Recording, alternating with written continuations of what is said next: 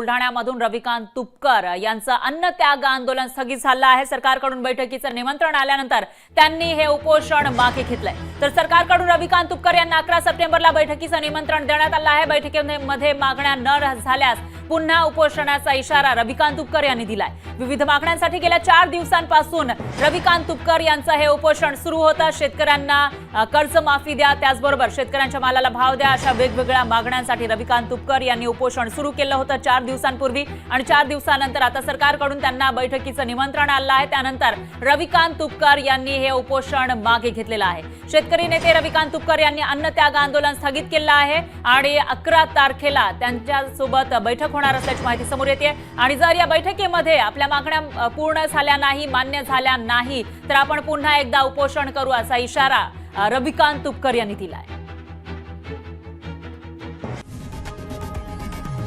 लोकशाही मराठी ऐका, पहा, जागरूक रहा।